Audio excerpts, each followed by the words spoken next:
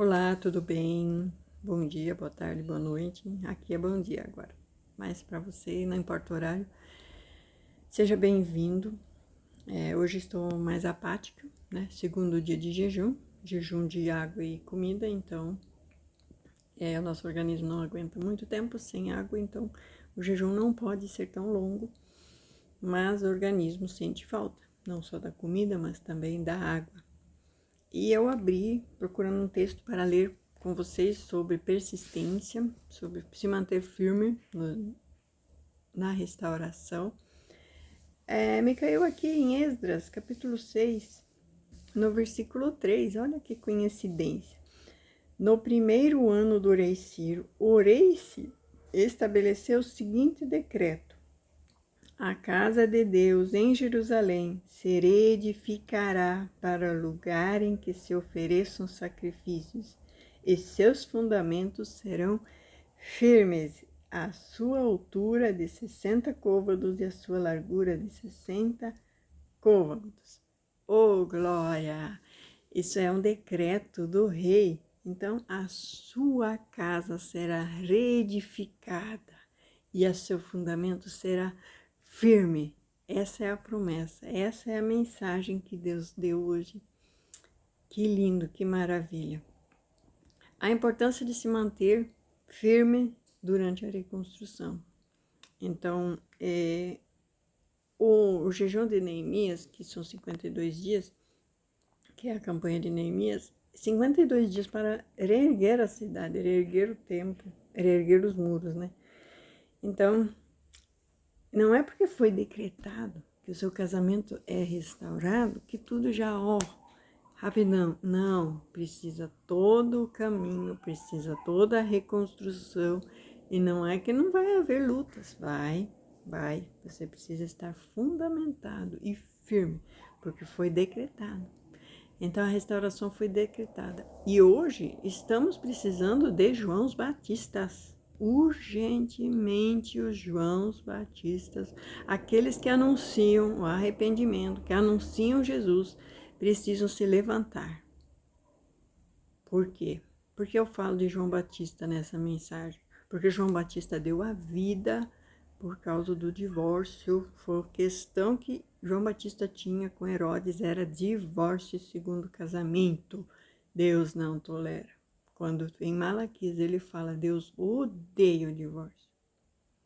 O que tem a ver? Herodes era um ateu, ele não tinha compromisso com o judaísmo. Por que é que João foi se meter com os ateus? Quer dizer, a gente não deve se conformar com os pecadores deste mundo, com os pecados deste mundo. E precisamos, João Batista, pregando isso. Não nos conformamos com o mal deste mundo. Jonas foi pregar em Nínive, porque Nínive era pervertido, era mau, era cruel, era violento. E Jonas foi lá pregar. Então Deus quer realmente que você abra a boca e fale que Deus não tolera o divórcio, jamais aceitará um segundo casamento, sendo o primeiro cônjuge vivo. Não há essa exceção na Bíblia, na palavra de Deus. Então, que Deus levante João Batistas para anunciar o evangelho e confrontar o mundo, confrontar essas asneiras que o mundo ensina. Nós somos um povo diferente e não nos conformamos com isso. Teremos sim muitos Herodes que gostam da mensagem. Herodes gostava da mensagem de João Batista. Sim, Herodes gostava de João Batista, mas gostar não é amar. O mundo pode até gostar dos crentes, mas ele não quer compromisso com os crentes. Então, o mundo, eu não tenho que agradar o mundo, ser flexível com o mundo. Eu tenho que manter os princípios, o que torna a igreja luz, o que torna a igreja sal, é ela não se misturar, é ela não tolerar. Então, os Joãos Batista precisam sim abrir a boca, sim. E você que tem a promessa da restauração, não pode jamais nem pensar em tolerar. Não tolere, pregue, fale. Não fale para diretamente, porque a guerra é espiritual, a luta é espiritual. Há castas de demônios que só saem com jejum e oração, então não adianta discutir, não adianta brigar. João Batista confrontou, João Batista enfrentou, ele falou: não é lícito, não é certo que você possua a mulher de teu irmão. Não, mas estavam divorciados, estavam separados. Não é lícito, não é lícito. Pronto, ponto. Não tenho que ponhar um versículo onde ficou subentendido, eu vou acrescentar no subentendido, no subentendido do maligno. Eu ponho um texto onde não tem, um contexto onde não tem, e contra todos os outros versículos que proíbem, que admoestam. Cadê os Joãos Batistas da nossa era que se levantam contra esses Herodes? Não é porque é autoridade que a gente vai passar a mão. Não, está errado. Pronto e ponto. E tudo que se acrescenta a isso, sabe que todo que aquele que acrescenta na palavra de Deus, né? O subentendido que acrescenta me lhe será acrescentado no lago de fogo e enxofre. Então não acrescente o que não está escrito.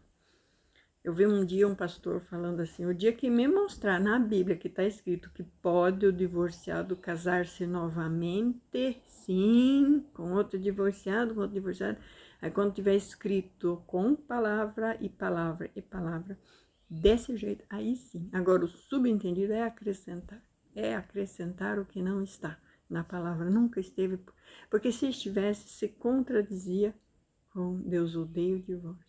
Se contradizia que a morte que separa, não é a vida que separa. O divórcio nunca foi plano de Deus, é plano do maligno. A gente tem visto que o povo de Deus, quando se afasta das coisas de Deus, ele se torna pior do que qualquer pessoa do mundo. Qualquer pessoa do mundo. Assim também Israel, quando se desviou de Deus, na era de Salomão, e construiu templos para todos os deuses da terra.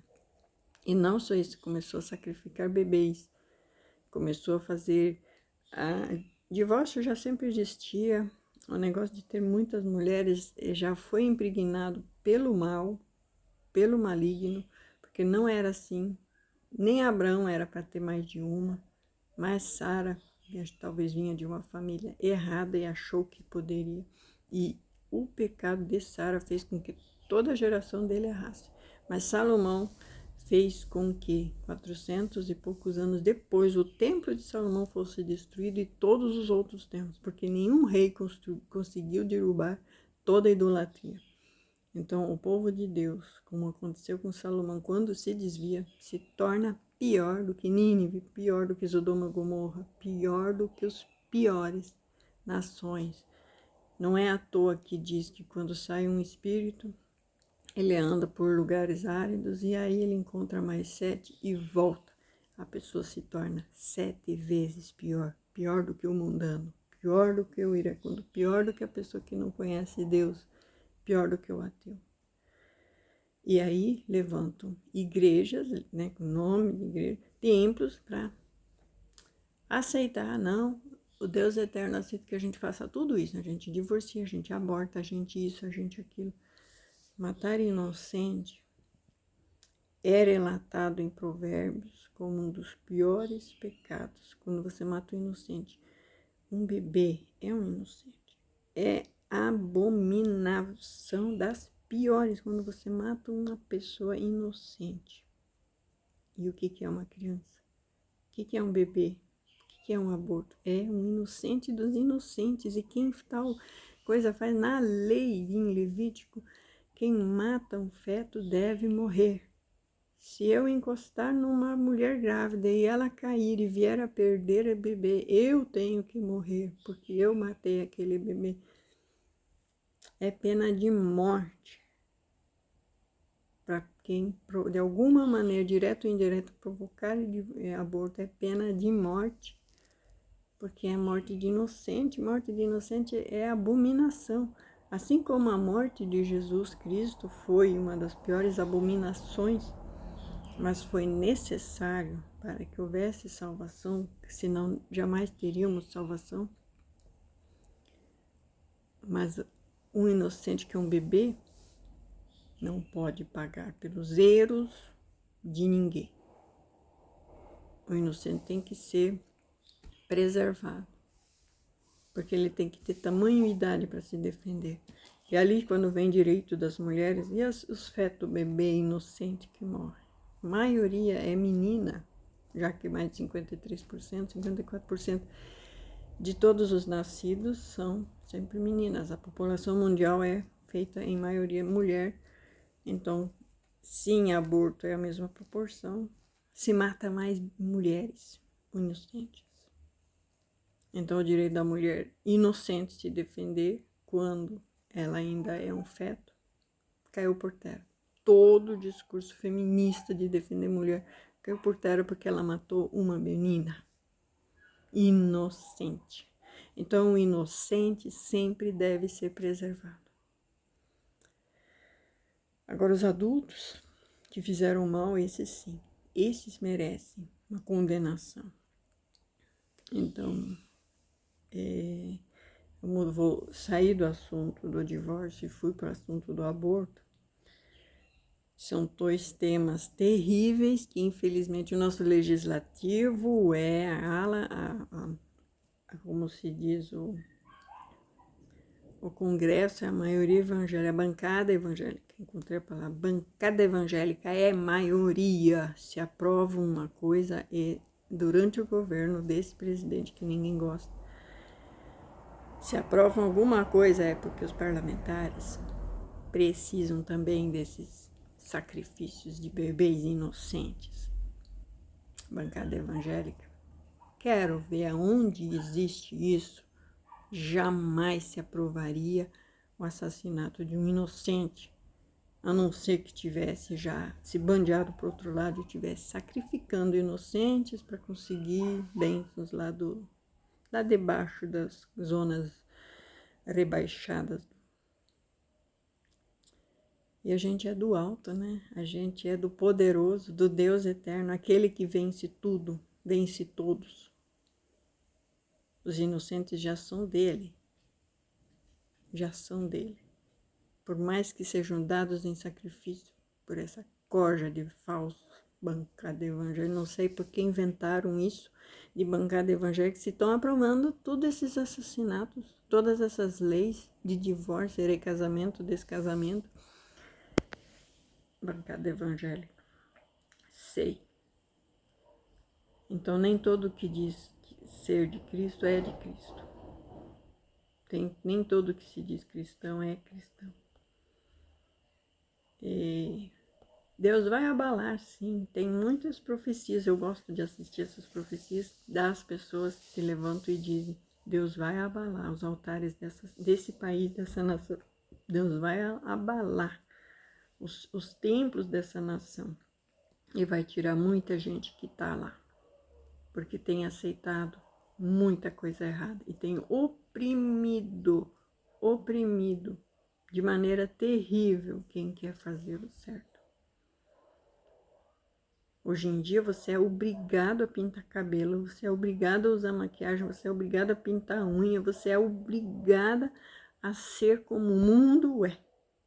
Você não pode ser como Deus te fez. Então você tem que se alinhar com os padrões pecaminosos do mundo que vive cheio de demônios, homens totalmente pervertidos que precisam. Então, é muito conteúdo para esse vídeo falar sobre esses temas de uso e costume. Mas como o uso e costume perverteu a igreja, a mente dos homens, a mente das mulheres, hoje em dia, o ser santo não é mais o ser sensual, é tudo. Então, é o oposto, ou você é santo ou você é sensual. Não tem Espírito Santo onde tem sensualidade. Não tem. Não adianta.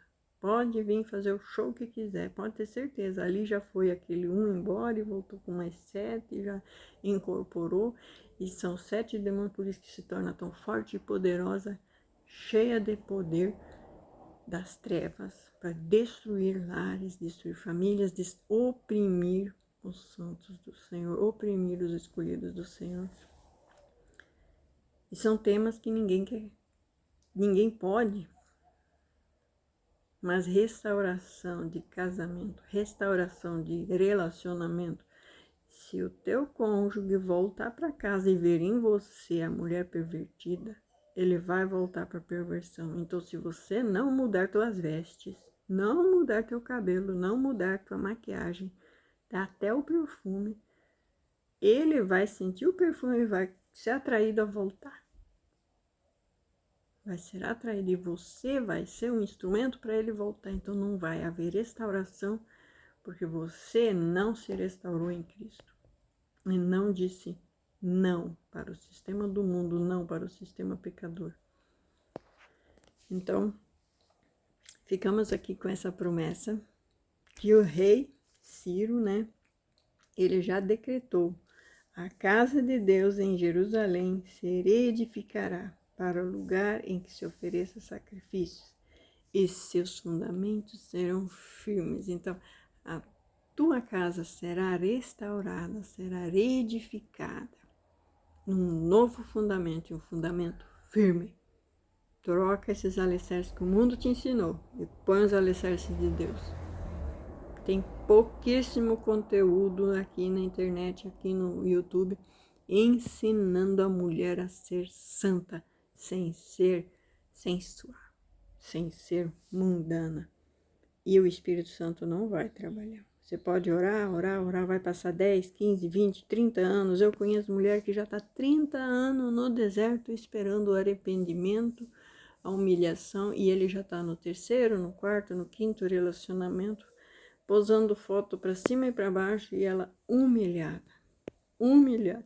E não vai haver mudança se você não mudar, porque a restauração é em você. Porque quem merece a família restaurada é você.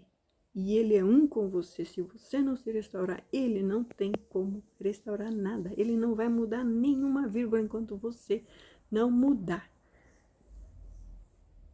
Tem um testemunho no canal Restaurando Alianças, da mulher que ficou 4 anos na vaidade.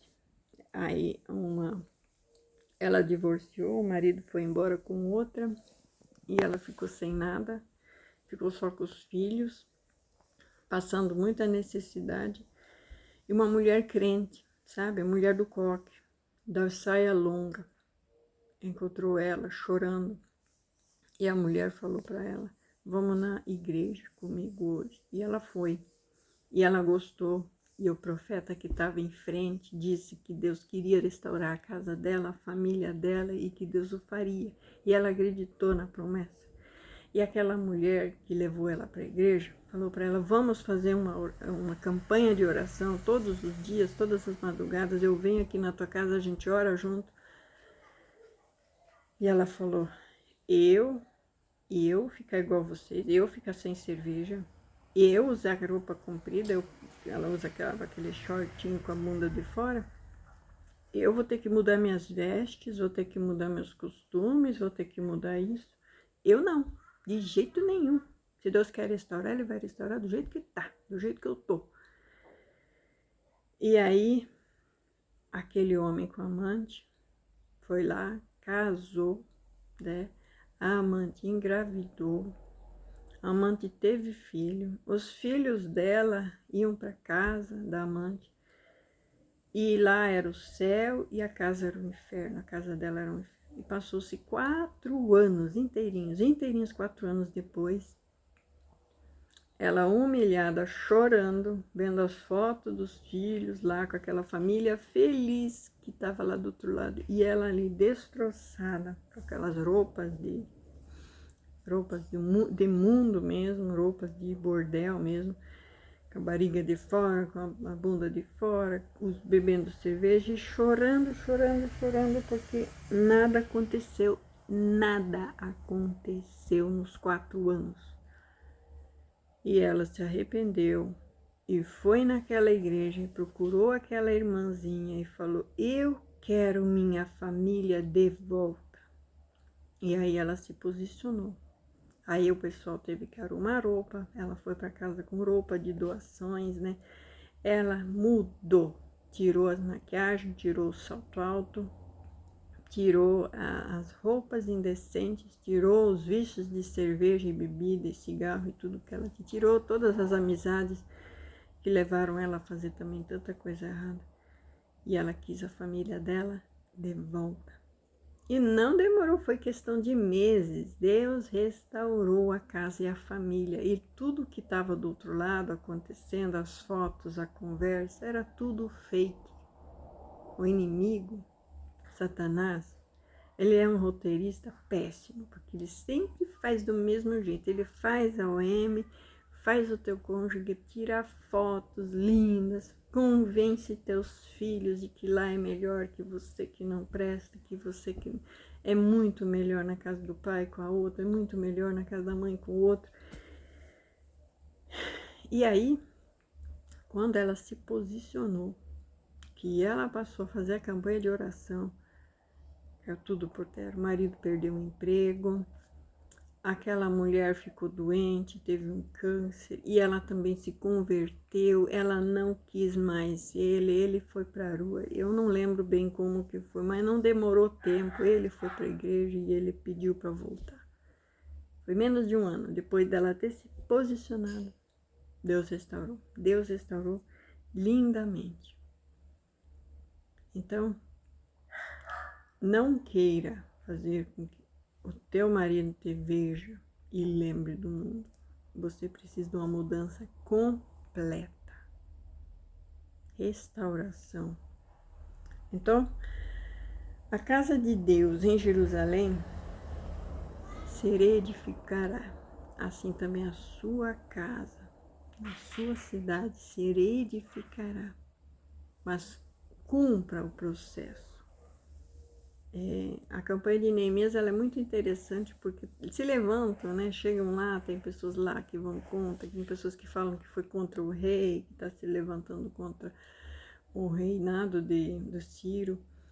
Enfim, eles não ligaram para conversas, eles simplesmente continuaram construindo. Assim também você deve continuar buscando, orando, jejuando, fazendo campanha, buscando parceiros de oração. João Batista, que tem ousadia e coragem de pregar contra divórcio, pregar contra segundo casamento. Isso nunca proveio de Deus. Isso nunca será para a honra de Deus. Deus não destrói uma família para fazer outra. Se posicione. Se posicione e o milagre vai acontecer muito antes do que você esperava. Então, é essa palavra que eu tenho para você. A partir do momento que você se posicionar, Deus vai começar a agir. Está em você. O tempo para a restauração depende única e exclusivamente de você se arrepender e buscar. Quanto tempo mais você precisa ser humilhada, pisoteada? Quanto tempo mais você quer que continue cuspindo na sua cara? É você que determina o basta, o chega. É você que determina. Ore a Deus, peça a Ele que Ele te manda pessoas para auxiliar nessa luta, nessa batalha. E quando são pessoas para atrapalhar, Deus também vai mostrar. Isso aí é conversa para pôr dormir, isso aí é levante. Onde já se viu. É claro que pregar contra o divórcio, eu estou me levantando contra os governos desse mundo, assim como reconstruir Jerusalém, eles acusaram que estava se levantando contra os governos, o governo de Ciro, mas não é. Não tem nada a ver uma coisa com outra. Eu não estou indo contra o sistema, eu estou apenas defendendo e protegendo a minha casa, a minha família. Cada um que construa a sua casa sobre fundamento em Cristo, fundamento em Deus. Se não for fundamentado em Deus, é de palha e quando vem ao fogo será destruído. Não queira que a sua família seja destruída novamente fazendo errado. Faça certo. faça direitinho, que vai dar certo, tá? Deus te abençoe e até a próxima. Essa é a palavra de hoje. Amém e amém.